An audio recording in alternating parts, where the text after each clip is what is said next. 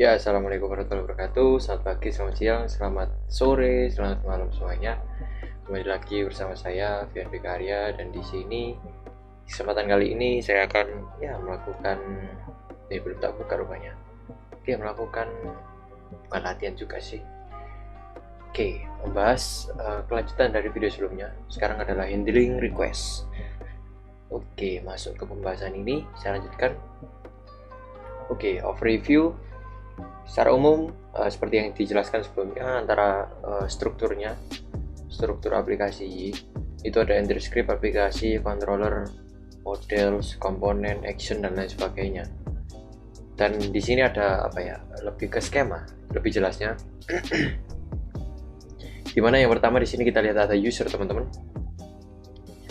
Untuk user sendiri ini ketika mengakses sebuah web ataupun aplikasi kita, itu pasti pertama-tama akan diarahkan ke entry script terlebih dahulu. Lalu entry script ini terjadi proses meload application configuration-nya, lalu menjalankan aplikasi. Itu yang diakses pertama itu yang kemarin itu disebutkan adalah index.php, teman-teman.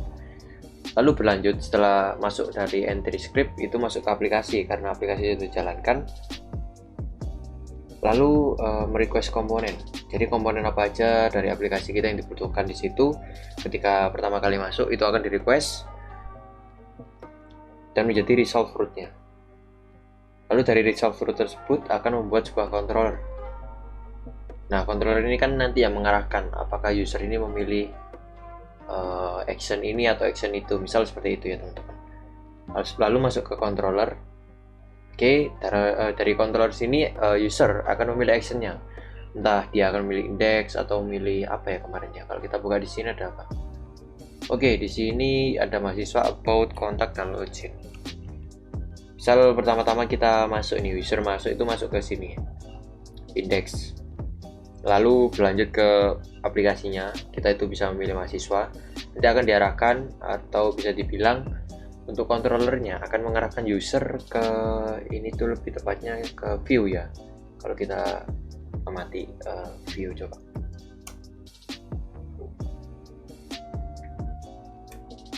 Bukan. Ya index, benar index. Oke, index. Lalu dari situ akan dilakukan filter yang dimana saya jelaskan di pertemuan sebelumnya. Untuk filter sendiri itu memungkinkan user ini dipilah apakah dia itu bisa melakukan action sesuatu action atau tidak. Jika memang dia tidak berhak ataupun tidak memiliki hak akses, maka dia akan langsung mendapatkan respon komponen. Jadi tidak akan masuk ke action yang tidak boleh dimasukinya, atau dengan kata lain authorize. Namun jika memang dia mendapat hak akses, dia akan lanjut ke action yang dipilih. Lalu dari action tersebut akan melakukan load model, dimana model ini diambil dari database ya teman-teman. Di sini ada lambangnya database.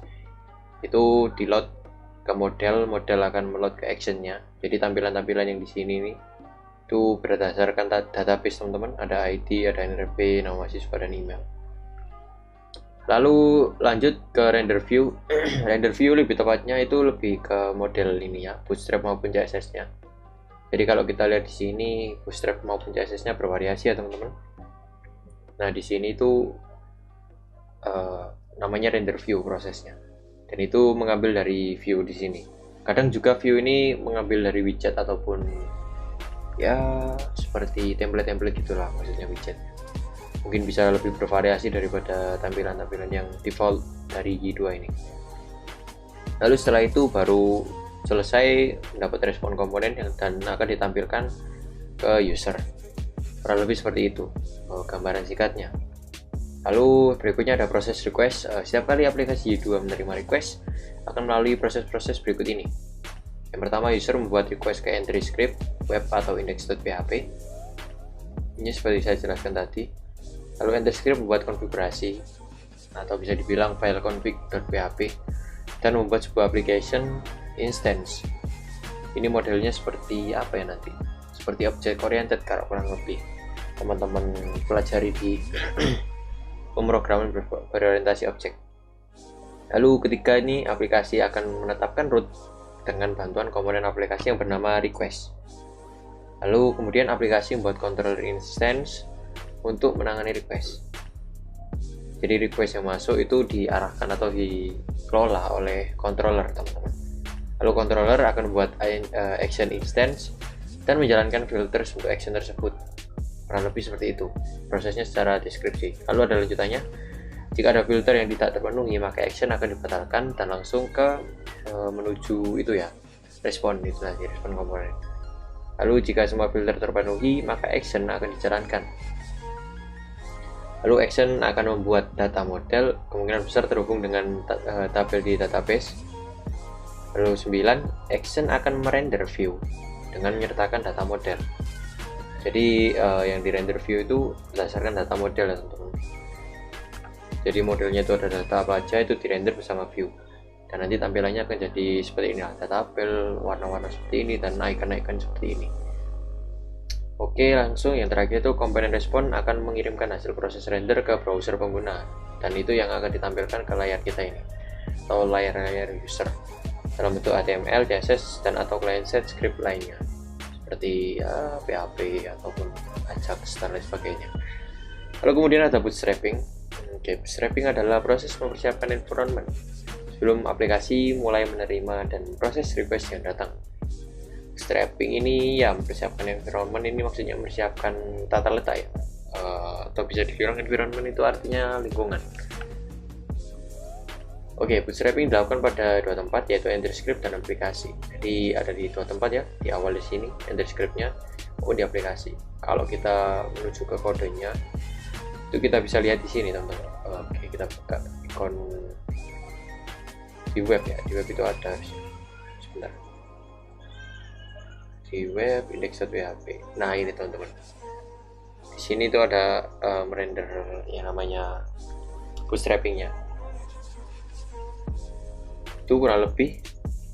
Lalu berdasarkan entry script, dua kelas autoloader untuk library berbeda didaftarkan. Composer autoloader untuk melalui autoload PHP dan Y autoloader melalui file class dari Y. Ini ada dua, ada autoload dan ada Y. Ini composer, ini berdasarkan file Y. Lalu berikutnya pada constructor. Nah, di sini ada constructor teman-teman.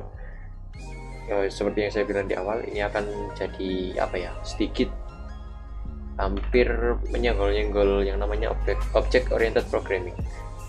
Pada konstruktor dari aplikasi, beberapa hal ini akan dikerjakan. Pertama, manggil Y base application pre-init untuk melakukan konfigurasi properti-properti penting seperti properti basepad. Kalau kita lihat di sini, basepad itu bisa kita akses di sini, mungkin bisa deh. Basepad. Coba kita lihat terlebih dahulu. Nah, di sini ada, dan ini ada bootstrapping tadi teman-teman. Lalu berikutnya ada register Y application error handler. Untuk error handler itu di bawah sini. Nah, itu akan merujuk ke site error teman-teman. Lalu inisialisasi properti dari aplikasi menggunakan file konfigurasi, itu yaitu memanggil config.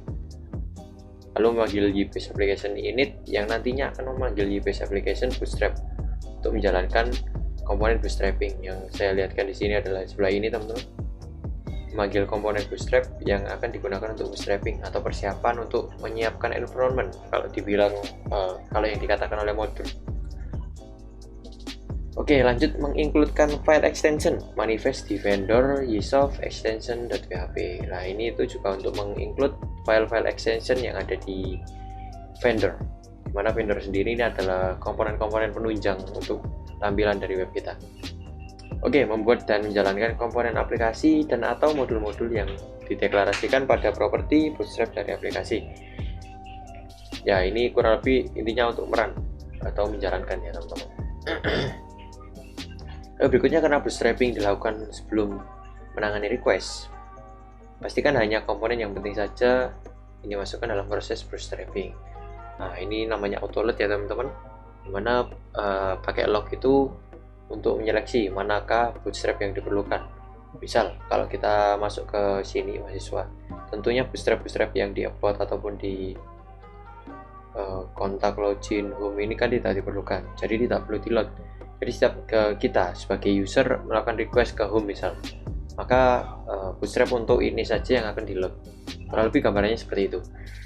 Lalu yang terakhir contoh pada mode production, pada produk production ya teman-teman, Anda mungkin perlu mengenablekan apt catch pada proses bootstrapping. Namun karena kita menggunakan apa ya, kalau bisa dibilang kita ini menggunakan environment yang tipe development, jadi kita tidak perlu melakukan hal tersebut. Oke. Lanjut ke routing. Kalau kita bicara routing itu kita bicara ini ya teman-teman, yang URL seperti itulah, atau jalur. Oke, ketika metode web application run dipanggil oleh entry script, hal pertama yang dilakukan adalah meresolve request yang datang, kemudian menjalankan controller action untuk menangani request tersebut. Proses ini disebut routing.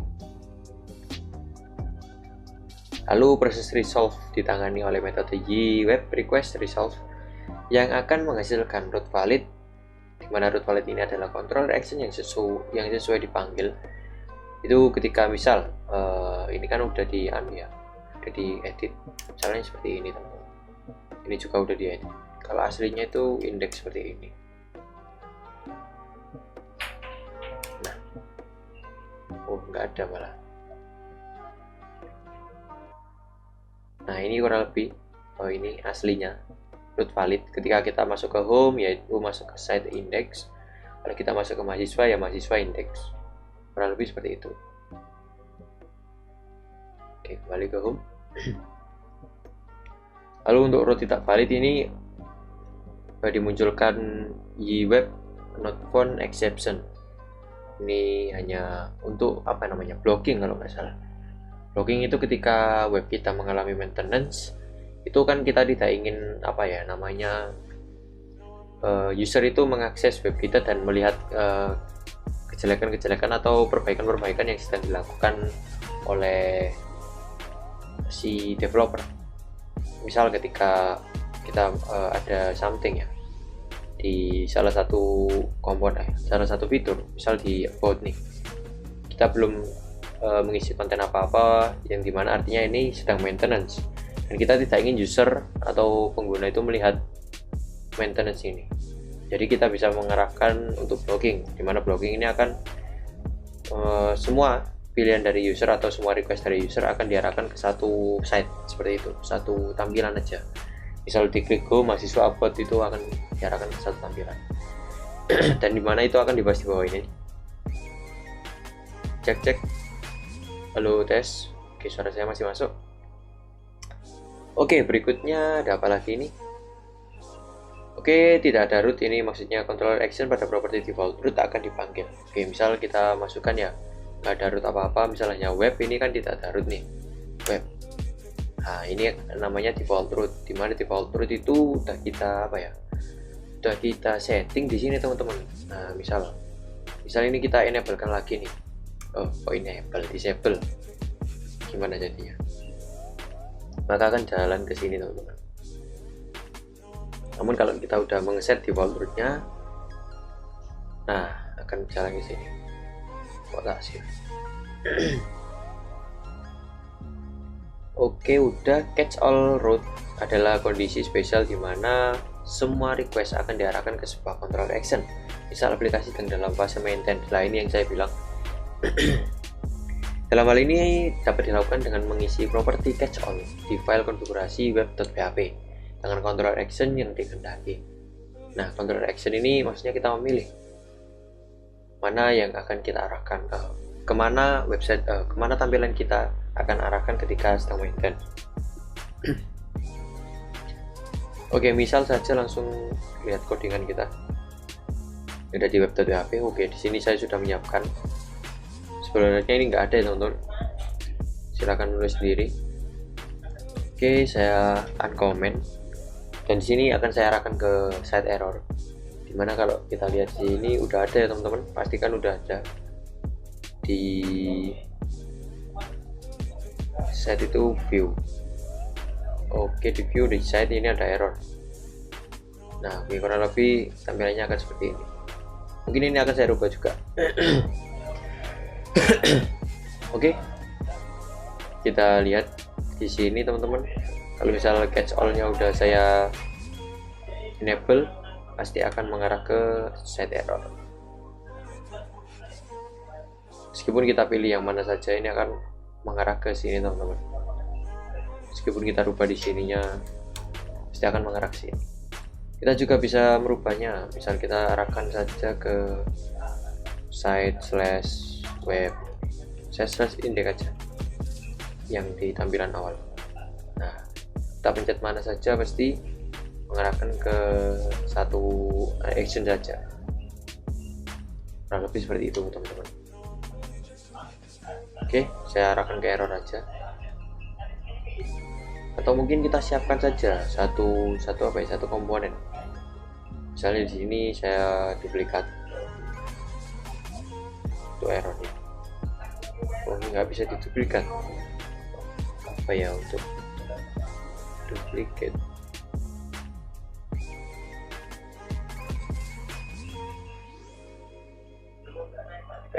Oke, udah ada. Mari kita rename jadi maintenance. Oke, misal di sini ada maintenance, class-nya misal sama ya teman-teman.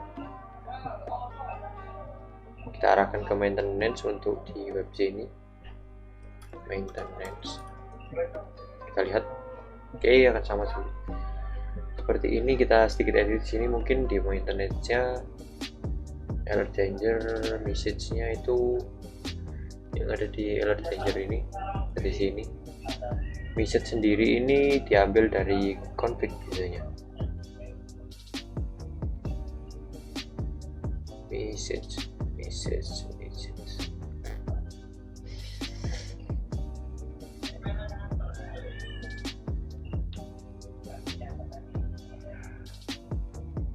Oke, apakah tidak ada di sini? Oke, di sini nggak ada. Kita cari lagi teman-teman. Cancel.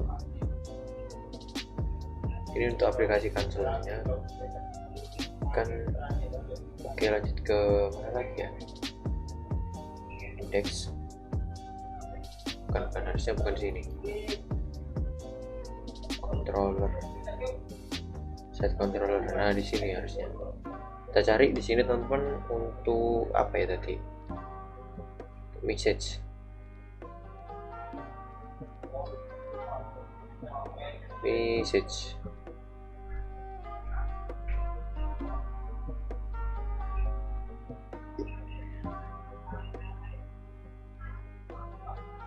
Action contact, action about.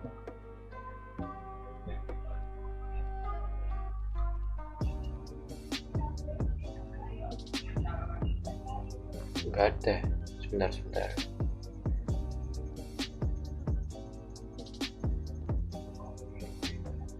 Bukan di sini harusnya. Ini main PHP ini layar utama. Jadi harusnya di sini maintenance. Oke lah, mungkin tulisan aja ini yang saya rubah. Atasnya ini the website is under maintenance.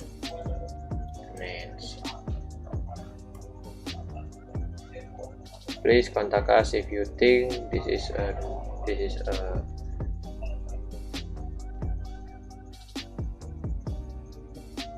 error. Thank you. Oke, kurang lebih sama. Mungkin itu aja yang bisa saya rubah ya.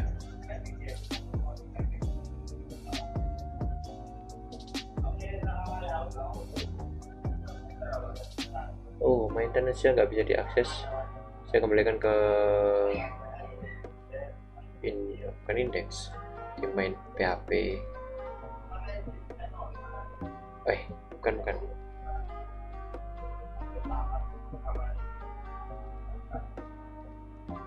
Config web. Nah, di sini maintenance masih nggak bisa. Maintenance.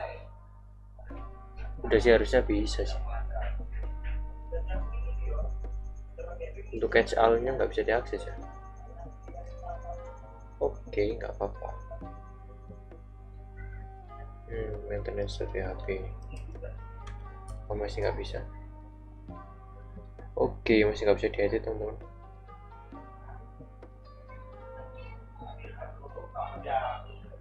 Oke, mungkin kita bisa berlanjut aja ke berikutnya. Kurang lebih seperti itu untuk catch all ya, untuk cara kerja catch all. Oke, kembali lagi ke WPHP, kita enable, kita disable. Oke, kita refresh lagi. Oke, bicara tentang request sendiri, request direpresentasikan dalam bentuk objek di web request, yang di dalamnya terdapat informasi seperti parameter dari request, HTTP header, cookies, dan lain sebagainya. Mungkin kita akan lihat di sini nanti teman-teman. Oke, parameter dari request bisa didapat dengan memanggil metode web request get atau post seperti yang pada HTML atau pada PHP ya, seperti itulah ya, ada get atau post.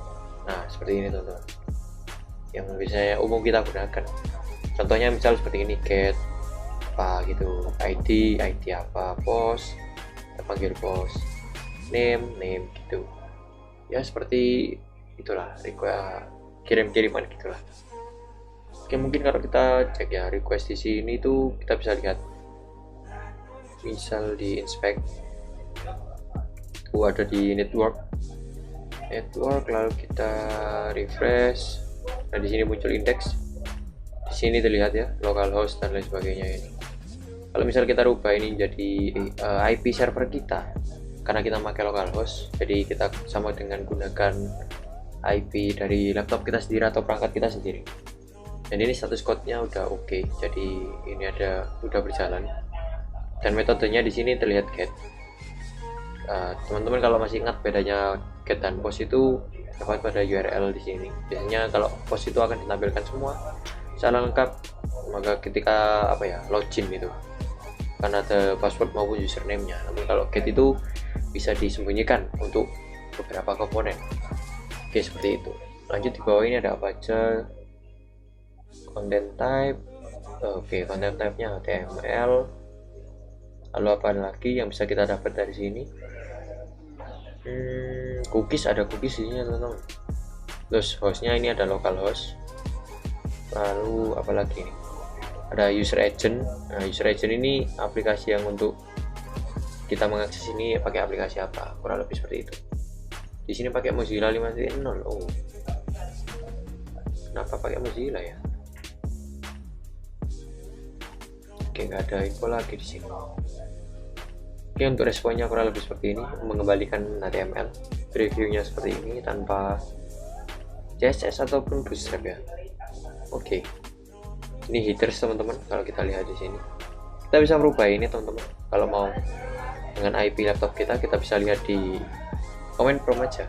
Kalau misal teman-teman nggak tahu, ipconfig/all ataupun ipconfig aja udah bisa sih sebenarnya. Nah, kita pakai ini aja. Ini itu udah pasti bisa. Ataupun ini juga bisa. Di 168.561 92.168.561. Dan ini juga nggak bisa ngasal ya teman-teman. Nah, ini karena IP dari komputer saya jadi bisa. Kalau kita misal rubah ini menjadi menjadi 0 ataupun berapa, itu pasti akan error. Loadingnya lama, dimana kalau loading lama ini sedang mencari dimana IP address sekian, dan ini nggak ketemu ya teman-teman, hasilnya akan error. Mungkin aku bisa copy aja di sebelahnya sambil menunggu. Oke, satu. Nah, langsung kita cek lagi di inspect. Nah, di sini error ya teman-teman. Kalau kita bisa lihat, kita refresh, indeksnya error. Di sini alamat sekian itu nggak ada gitu loh, nggak ada OK-nya ataupun keterangan koneksinya berhasil, nggak ada, dan nggak ada keterangan tambah lain. Nggak ada cookies, nggak ada apa tadi, host name nggak ada, itu cuma ada user agent. Lalu di sini kalau kita menggunakan IP komputer kita, atau yang bisa kita bilang itu localhost kita, itu bisa nyambung. Kita lihat di bagian network, lalu kita refresh lagi, ada indeks ini, kita lihat indeksnya, dan sini requestnya dari IP sekian statusnya aman. Untuk remote address-nya sekian. Ini adalah IP kita dengan 80 ini kalau nggak salah ukuran itunya ya, hostnya kalau nggak salah. Lalu berikutnya ada apa lagi ini ya, ini lengkap ya teman-teman, ada cookies juga, ada cache, connectionnya keep alive, accept, lalu ada apa lagi, hostnya itu punya kita, user agentnya juga ada. Oke, bisa dibilang ini lengkap. Oke, ini aku kembalikan, kita hapus saja ini. Oke, kurang lebih request seperti itu, kita udah rubah di sini, jadi sama aja teman-teman. Ini kita close. Oke, lanjut ke error handling. Bukan error handling request berikutnya. Oke, ini udah saya jelaskan. Lalu lanjut ke berikutnya, ada Anda dapat melihat metode HTTP menggunakan yang digunakan oleh sebuah request melalui fungsi-fungsi berikut. Ketika kita pakai Ajax, maka ketika kita pakai perintah ini akan muncul true. Namun jika tidak ya sebaliknya, akan muncul false. Atau mungkin bisa error juga kalau kita mengesetnya dengan error. Lalu ada get dan post seperti biasa. Kemudian informasi HTTP header dari sebuah request dapat diakses melalui properti web request headers. Contohnya seperti ini teman-teman. Accept request header, app request header, get accept. Lalu if app request header has user agent. Kemudian Anda juga dapat melihat hostname dan alamat IP dari komputer pengguna melalui berikut. Kalau hostname ya kita pakai user host. Kalau IP kita bisa menggunakan user IP. Mungkin kita bisa contohkan langsung, atau mungkin saya contohkan saja. Berarti kita butuh yang namanya, oke, kita close semua aja ini dulu. Kita masuk ke controller mahasiswa. Jadi rencana kita ya, saya gambarkan terlebih dahulu di sini. Di sini akan saya tampilkan, atau mungkin bisa di sini aja ya. Di sini saya akan rubah ini menjadi namanya, nama dari mahasiswanya. Lalu di bawah ini akan saya kasih IP yang sedang mengakses halaman ini, kurang lebih seperti itu. Sama apa itu tadi? Hostname-nya. Oke, sama hostname-nya. Oke, di sini udah saya siapkan untuk IP-nya. Oke, mungkin kita bisa taruh di sini ya, di bagian view. Bagian view kita tambahkan. Oke, masuk. Lalu ini juga kita pindah di dalamnya sini. Jadi ini nanti dirender, view akan dirender dengan melalui model terlebih dahulu, lalu mengambil user IP. Di mana user IP ini akan mengambil atau request dari IP pengguna. Oke, kita cek terlebih dahulu. Oke, nggak ada error di sini. Kita masuk ke view untuk mahasiswa, bukan layout, di mahasiswa view. Oke, di view ini kita tambahkan di sini aja, di bagian bawah dari judulnya. Itu sih biar gampang itu gini lah, masuk.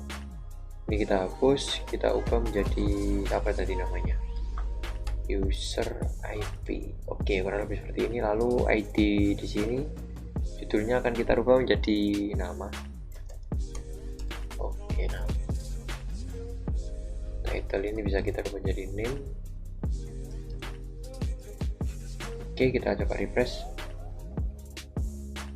Oke, di sini ada class app control Z not found. Oke, kemungkinan di sini kita belum memakai yang namanya Y, atau bisa dibilang belum mengimport Y. Oke, kita tambahkan di sini teman-teman. Oke, cukup seperti ini aja. Kita coba lagi. Oke, masih nggak bisa karena view name.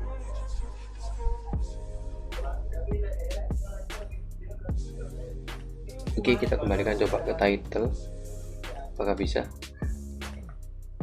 Oke, udah bisa teman-teman. Mungkin saya kasih kata-kata sedikit. Anda mengakses melalui IP sekian gitu ya. Ini bisa dikecilkan jadi H6 mungkin. Nah, H6 udah. Kita refresh. Nah, Anda mengakses melalui IP sekian. sama seperti ini yang di request. Ini sudah dirubah. Oke, sama. Kita ke sini coba. Oke, udah. Ini sudah saya jelaskan sebelumnya. Oke, kita rubah aja namanya biar nggak panjang-panjang juga.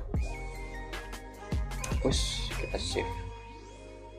Oke, udah di save. Joni, Anda mengakses melalui IP sekian. Oke, kurang lebih seperti itu untuk ini. Lalu berikutnya adalah request URL. Anda dapat melihat bagian dari request URL melalui atribut berikut.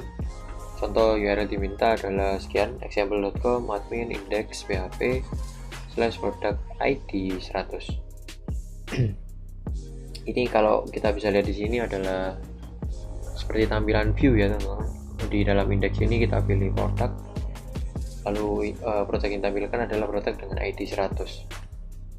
Oke, untuk penjelasannya di bawah ini, URL itu adalah ini semua, ini namanya URL.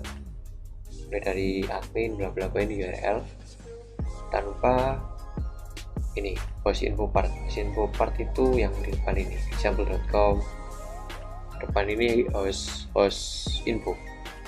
Oke, lalu absolute URL. Absolute URL itu ya secara utuh, absolute itu mutlak. Nah, ini example domain. Wah, kok masuk sini malah. Ternyata bisa dipencet. Nah, lalu kemudian ada host info. Host info ini yang depan ini ya teman-teman. Oke, mungkin saya bisa coret-coret di sini. Nah, masuk. Kasih sedikit tebal. Oke, sip. Oke, ini host info ya teman-teman. Host info. Nah, host info. Lalu ada pet info. Pet info ini. Nah, ini masuk ke pet info. Produk ini aja masuk ke pet info. Lalu ada query string. Query string itu mana? Ya, di belakangnya ini string. Nah, jadi produk ini yang ditunjuk itu produk yang keberapa? Seperti yang saya bilang di awal, ini tuh seperti menampilkan view teman-teman. Kalau kita lihat di mahasiswa, kita pilih view di sini. Nah, ini view ID. Cuma ini bukan view namanya, tapi produk. Jadi yang dipilih adalah produk dengan ID sekian. Kurang lebih gambarnya seperti itu. Lalu berikutnya ada base URL. Base URL ini adalah apa ya? Parentnya kalau nggak salah. Kalau saya menyebutnya itu parent sih. Tuh. Panjangan. Hapus. Nah, oke. Ini base URL. Mengembalikan /admin, which is the part after the host info dan before entry script name. Nah, entry script itu masuk ke script URL. Nah, script URL. Namun script URL di sini itu masuk mulai dari admin index php. Untuk kalau index php sendiri itu namanya entry script.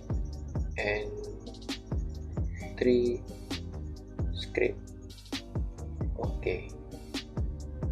Nah, itu kalau index php aja. Namun kalau mulai dari admin sampai index php itu masuknya ke script URL. Oke, kurang lebih seperti itu. Kemudian apa lagi nih?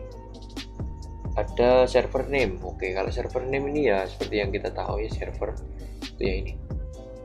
Ini aja example.com, ini masuknya server. Ya, di sini lah example.com. Lalu kemudian ada server port. Kalau port itu bisa kita lihat di sini. Di inspect teman-teman. Kita lihat inspect kita masuk ke network, refresh, muncul di sini. Nah, ini servernya, server portnya 80. Biasanya kalau nggak 80 itu 81, yaitu biasanya kalau kita pakai SAM. Itu server port, kita lihat dari situ. Nah, ini use by web server, itu port mana yang akan digunakan oleh web server. Oke, mungkin kita bisa hapus ini semua. Mungkin kalau misalnya kurang jelas bisa ditanyakan di kolom komentar. Kemudian berlanjut ke bawah. Oke, response. Kita bicara respons. Setelah aplikasi selesai menangani sebuah request, objek web response akan dibuat dan dikirimkan ke pengguna. Jadi sebuah objek akan dibuat ya pakai konstruktor lah, seperti itu kurang lebih. itu akan dikirimkan ke pengguna setelah semua request itu sudah ditangani. Kalau bahasa kasarnya, ibaratnya kalau kita kalau kita pesen makanan itu kita pesanannya udah selesai baru di serve. Nah, kurang lebih kalau web itu juga seperti itu. Setelah kita melakukan request, itu akan dikelola di dalam webnya. Apa-apa yang dibutuhkan itu akan segera ditampilkan atau disiapkan. Kemudian setelah siap akan dibuatkan sebuah pairing atau sebuah tampilan yang sesuai yang akan ditunjukkan ke user atau customer kalau kita bicara soal restoran. Lalu objek respon ini berisi apa? Berisi informasi seperti HTTP status code, HTTP headers, dan body. Lalu untuk menambahkan informasi pada HTTP header dapat Anda lakukan dengan memanipulasi properti web response header. Contohnya seperti ini. Kita bisa membuat sebuah variabel headers dengan perintah ini, akses response header. Lalu add pragma header existing, pragma header will not be overwritten. Lalu seperti ini kita tambahkan ini kalau yang baris kedua ini. Lalu kalau baris ketiga ini untuk mengubah kurang lebih seperti itu. Lalu pada kasus-kasus sederhana kita tidak perlu melakukan perubahan atau penambahan pada objek respon ini. Aplikasi sudah membuat objek ini secara otomatis melalui return value dari controller action. Jadi biasanya kalau kita melakukannya secara manual, namun di sini ada ini yang langsung akan membuat buat sebuah tampilannya secara otomatis kalau udah selesai ditangani. Oke, kurang lebih seperti itu kalau kita bicara soal response. Selanjutnya ada session and cookies. Nah, kalau session and cookies ini bicara soal CRUD ya, itu penting banget. Lalu pada misal pada PHP murni, session dan cookies dapat diakses melalui variabel global session dan cookie. Kemudian pada session dan cookie dikelola dalam sebuah objek class yang dapat diakses melalui variabel. Untuk session dapat diakses melalui app session, lalu untuk cookies dapat diakses melalui app request cookie dan app respond cookie. Kurang lebih seperti itu. Jadi ada dua antara request dan respond.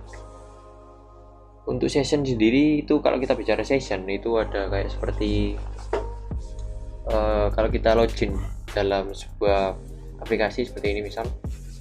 Nah, ini belum ada sessionnya ya kalau kita bisa bilang. Kalau kita bisa belum ada session. Nah, itu kalau kita login itu baru dibuatkan sebuah session, dimana di situ tercatat siapa yang login dan kapan dia login, ataupun ada data-data lain. Kalau misal di contoh sebelah kanan ini itu ada session di app session, ini membuat session, lalu get session bla bla bla usage language session get language. Oke, ini mengassign sebuah language.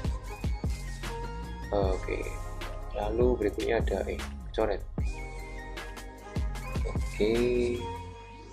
Oke, ini salah satu contoh ya, ini sama aslinya ada pakai kalau bisa dibilang ini adalah model-model array.